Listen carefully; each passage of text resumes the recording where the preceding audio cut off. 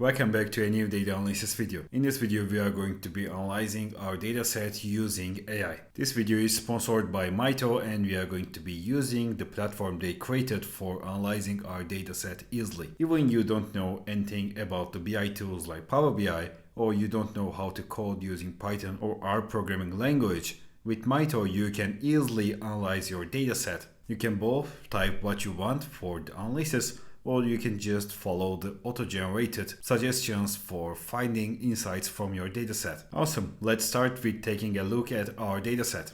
Okay, here is the dataset that we are going to be using in this video. Just want to show it real quick before starting to our analysis. So, at the first column we have customer ID primary key. And I'm not going to keep this section real long, but let's check our columns. We have age, gender, item purchased, category, purchase amount, location, size, color, season, review rating, subscription status, shipping type, discount applied, promo code used, previous purchases, payment method, and frequency of purchases in here. And we can see that we have both categoric and numerical data in here, and I'm going to be leaving the datasets link in the description of this video. You can just follow that link for downloading the dataset.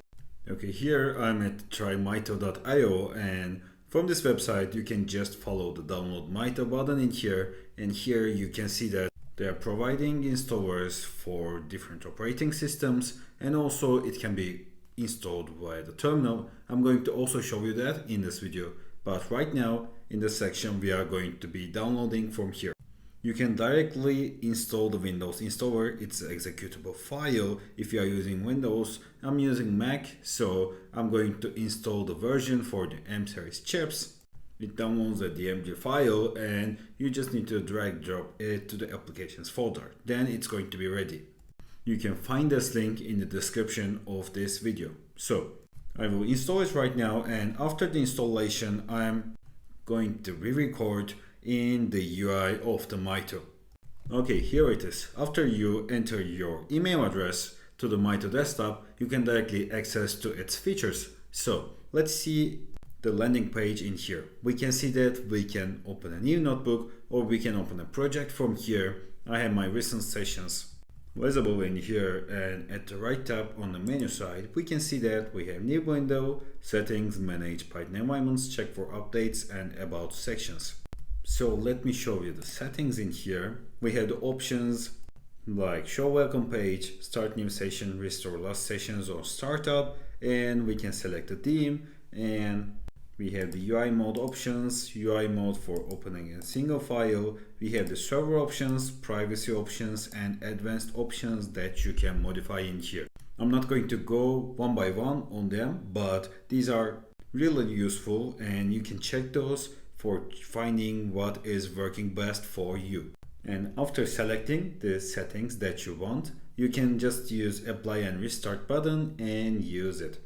So I'm going to open a project from here, and after opening a project we can see we have a screen like this. We have notebook, console, and other stuff, and here we have the explorer section that we can see our project files, and we have a section for running terminals and kernels. We have a section for table of contents.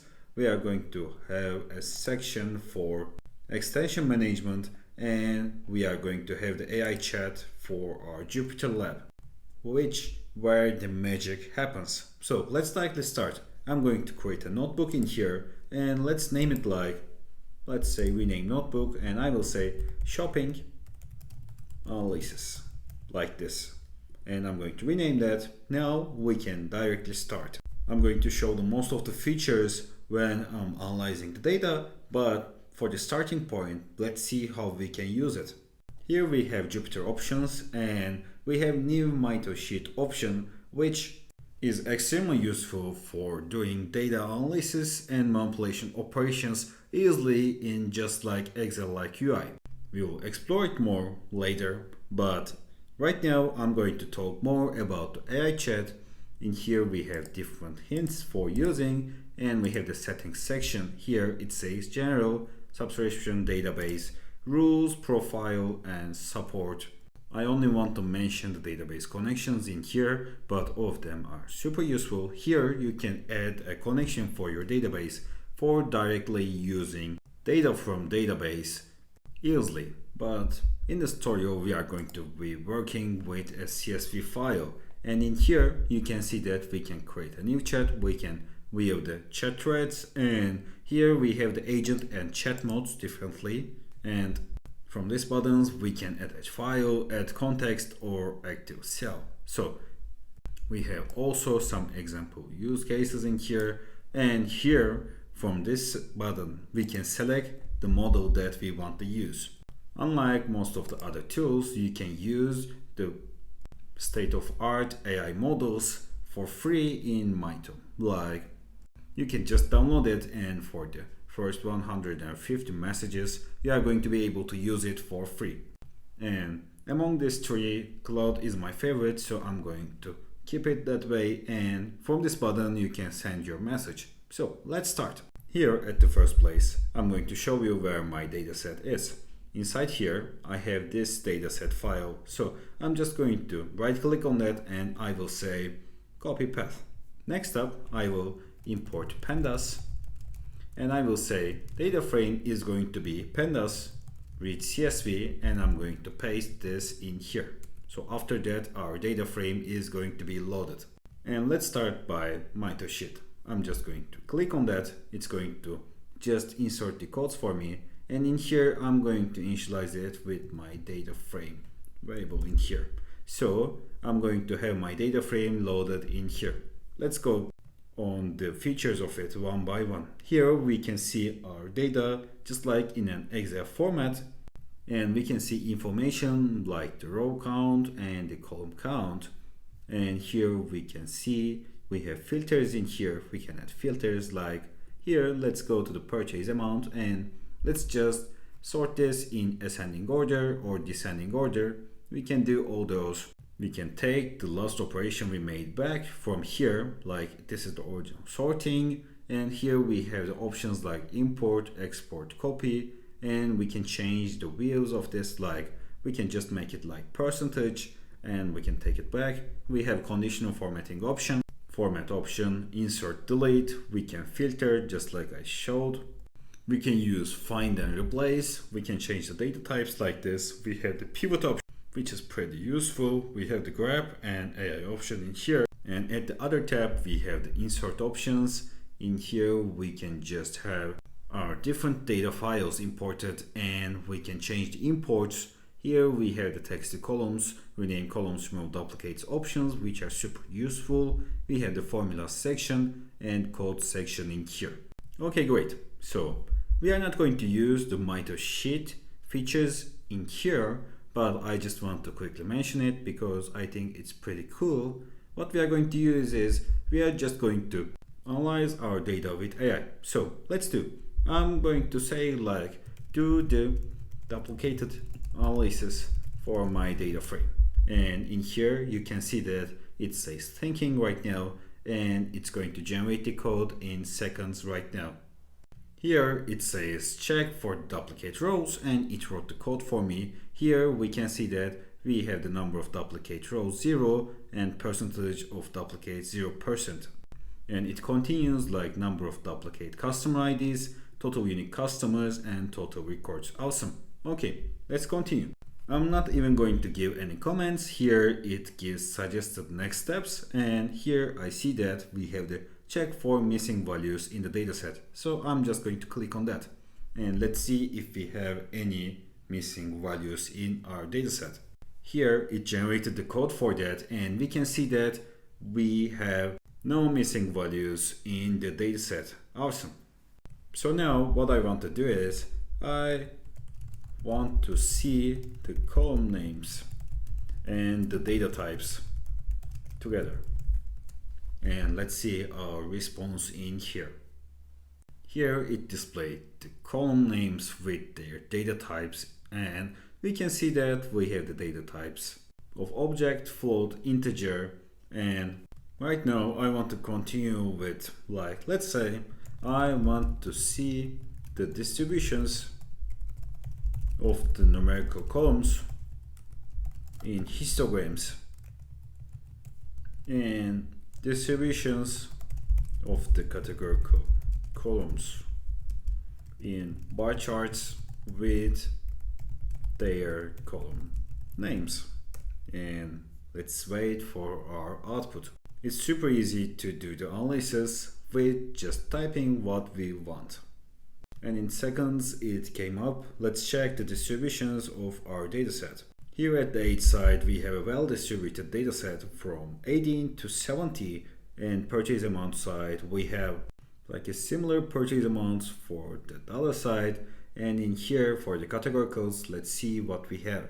On the gender side, we have more males in our dataset compared to the females, and on the category side we have clothing as winner. And let's say I just want to make this plots bigger, so we can say that I can't see the plots in the category distributions, so make the plots bigger, and I'm just going to send it.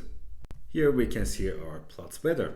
I can see that clothing is the winner in the category side, and for the size we have the medium as winner, so we can say that most on-demand size is medium, and for season they are seeming like similar, but the spring is the winner. For the subscription status we have the no as the lead, and free shipping is the most selected, which we can expect. Discount applied, most of the customers purchase that without a discount. And on the promo code side we have a similar situation. Most preferred payment method is PayPal, and frequency of purchases side the leader is every 3 months. Awesome. So instead of typing what I want, I'm just going to follow the suggested next steps for the remaining part of the analysis, and let's check the options. We have analyze purchase patterns by gender or age group, examine the relationship between subscription status and purchase amount, and identify which categories generate the highest revenue. I wonder that, so I'm just going to click on that, and it's going to bring me the information in seconds right now.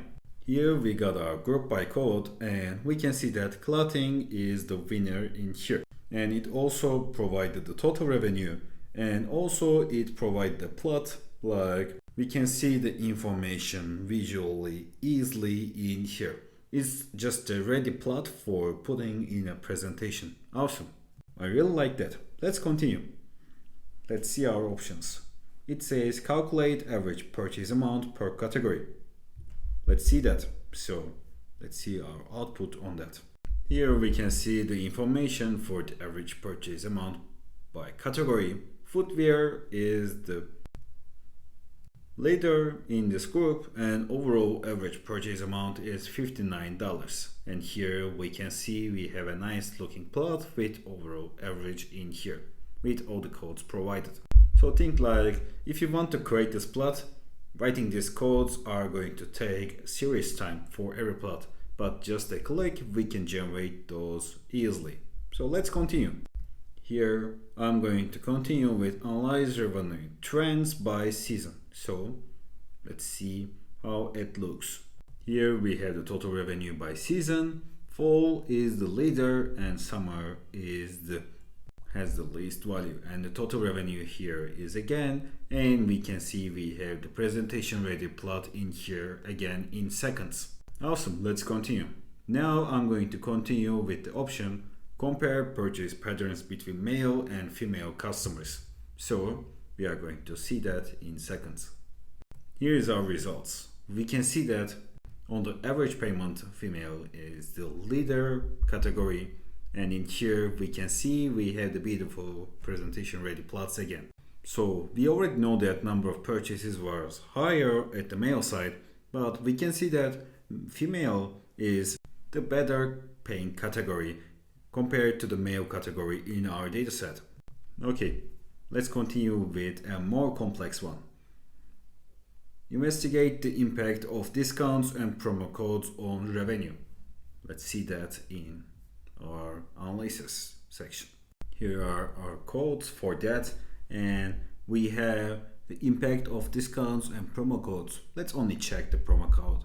Here we can see that promo code used has a higher value on the total revenue, which we can expect because number of purchases has a higher value, which means most of the customers bought the product without the promo code.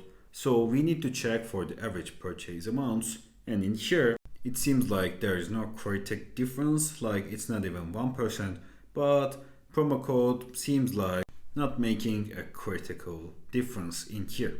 Let's continue with the correlation 1. Here it recommends investigate the correlation between discounts and promo codes. Let's continue with that.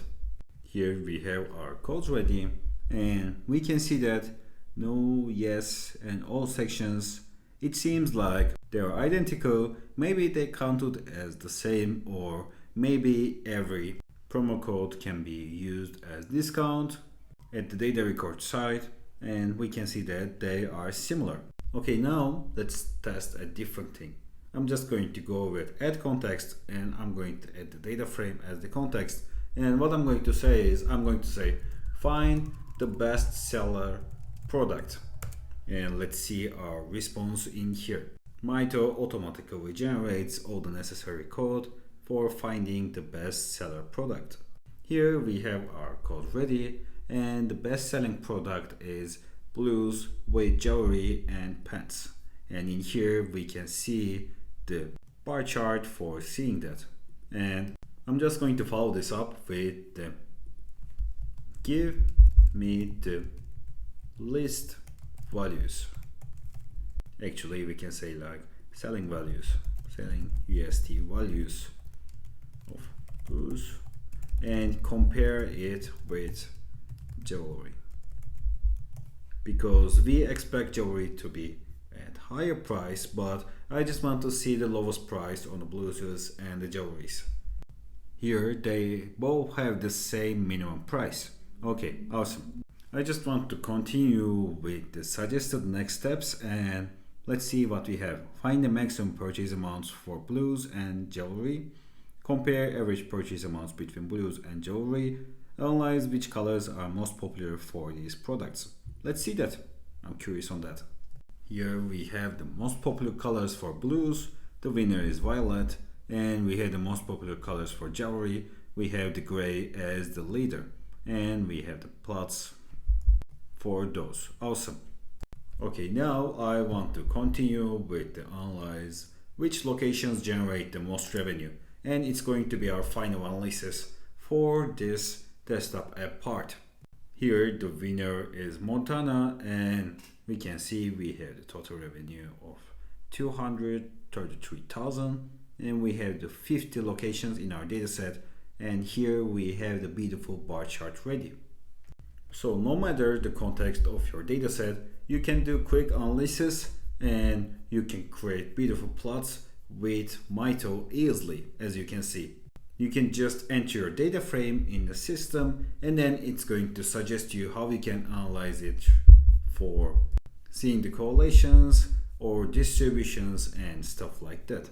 Like, the suggestions are really awesome. You can see that you can just select something from here and it automatically generates the code, and this system provides you the output that you are going to get with high effort in seconds. Like here you can see that payment methods by location, it came up easily in like 3 or 4 seconds, which is really quick. And we even have a plot for that, which looks really beautiful. Awesome. Let's continue with the open source installation. Okay, here I'm at the trymito.io, and what I'm going to do for the open source side, I'm just going to click the GitHub link in here, and we can see that there's a repository about the Mito, and here I'm just going to scroll down and we are going to see the documentation here. Here we have a demo, and at the installation side we can see that it says to get started, open a terminal, command prompt or an command prompt, then run the command. I'm just going to copy those, Mito AI and Mito sheet, and then I'm going to be recording back at the code editor on my project folder, and we are going to create an environment, and I'm going to show you how you can use Mito AI with an installation from terminal. See you there.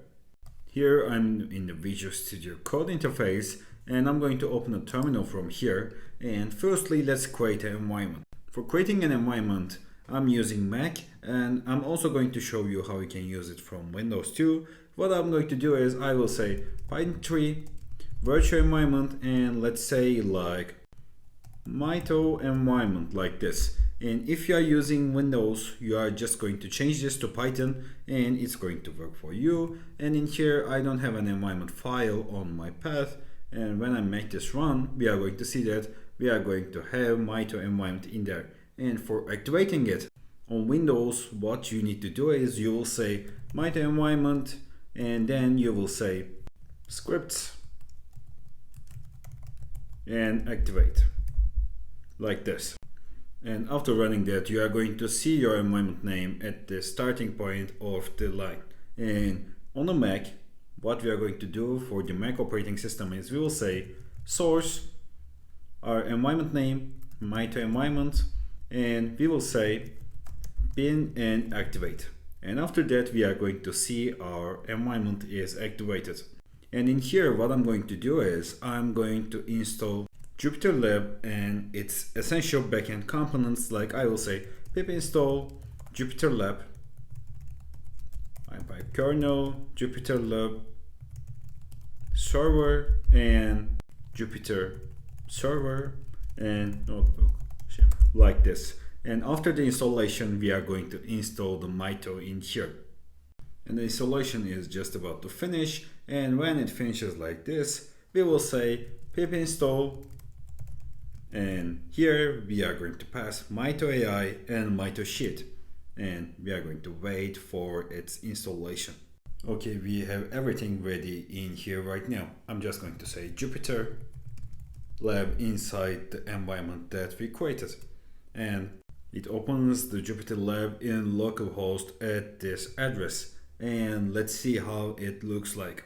Here we have the Jupyter Lab ready, and we can see we have the launcher and all the stuff from the Jupyter and our Explorer. And here at the bottom, we can see that we have Mito ready in here. So just like using it from the desktop app, you can use it from here too. And it has the features which is going to make your data analytics process easier. And not like other tools, they provide free credits for state-of-art models. Like you can see from here, they have GPT 4.1, Cloud 4.5 Sonnet, and Gemini 2.5 Pro, which is going to help you on your analysis projects a lot. Just want to show this option if you want to use it like this. Okay, now let's move to the outro. Here I'm at the trymito.io, and in here you can see from their website they have different plans. Like for advanced users, they have a pro plan and they have enterprise plan. You can see the differences in here, and at the about section they have a blog and Excel to Python glossary. And on the documentation side, they have a really good documentation that you can check for using the tool more effectively. And also they have integrations for Streamlit. And here we can see that they have tutorials for agent, chat, debugging, rules, database connectors, and more stuff like that in here. I especially like the Mito spreadsheet section in here because they are showing how most of the data validation and manipulation applications can be made with Mito spreadsheet easily in here. I want to say thanks to them for sponsoring in this video, and I want to say thank you for watching this video, and see you in the next videos.